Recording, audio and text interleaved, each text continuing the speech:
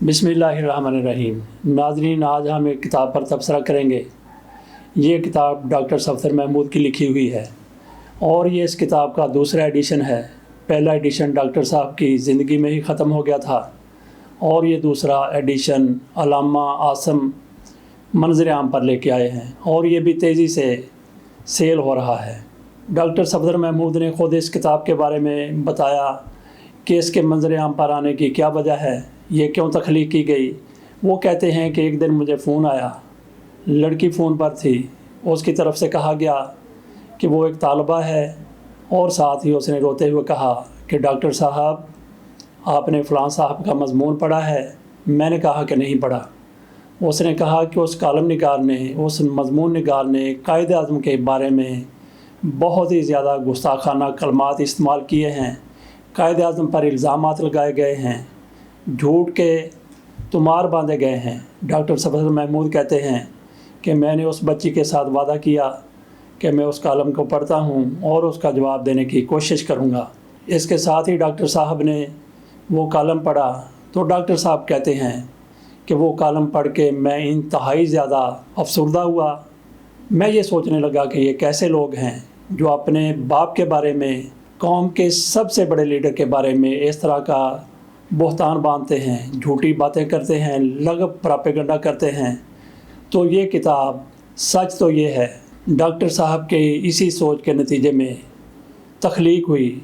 इस किताब में डॉक्टर साहब ने कायदे आज़म के बारे में फैलाया गया झूठा प्रोपेगेंडा, उन पर लगाए गए इल्ज़ामात, बहतान और तरह तरह की बातें जिनका हकीकत के साथ बिल्कुल तल्लुक़ नहीं है, वो हवाले से वजाहत पेश करने की कोशिश की है। उनकी हर वजाहत मुदल्लल है, शवाहिद के साथ है, सबूतों के साथ है। कायदे आज़म के बारे में उनकी शान ही घटाने के लिए नहीं, उनके ख़िलाफ़ ही कुछ बातें नहीं की जाती। कायदे आज़म के हवाले से सिर्फ़ उनकी तज़हीक पर मबनी बातें ही सामने नहीं आती, उन पर इल्ज़ामात ही सामने नहीं आते। बाज़ औक़ात ये भी हुआ है कि कायदे आज़म के हवाले से मुबालगा आराई भी की जाती है। जैसे कायदे आज़म के हवाले से ये कहा जाता है कि उनको नबी अकरम सल्लल्लाहु अलैहि वसल्लम की बशारत हुई थी और वो रातों को जाग जाग कर इबादत किया करते थे।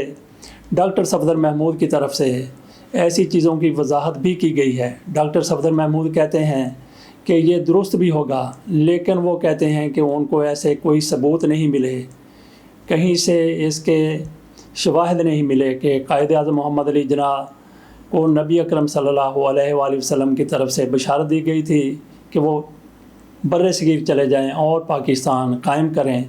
डॉक्टर सफदर महमूद कहते हैं कि इस हवाले से कहीं से उनको कोई शवाहिद नहीं मिले हैं।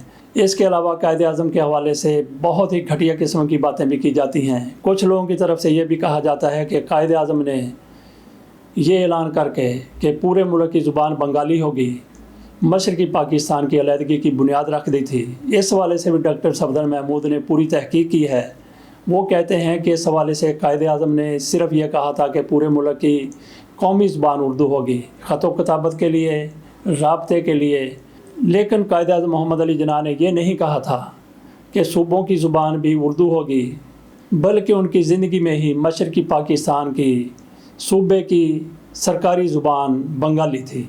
इसी तरह ये भी इल्ज़ाम लगाया जाता है कि कायदे आज़म ने कौमी तराना जगन्नाथ मंडल से लिखवाया था। ये भी सरासर झूठ है, गलत है, बहतान है।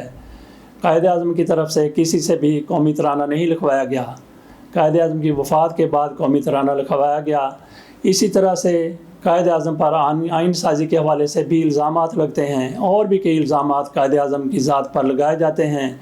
डॉक्टर सफदर महमूद ने पूरी कोशिश करके कायदे आज़म पर लगने वाले इल्ज़ामात की वजाहत की है और वो हर उस शख्स के पास भी पहुँचे हैं जिनसे ऐसे इल्ज़ामात को बातिल करार देने के हवाले से गवाही मिल सकती थी।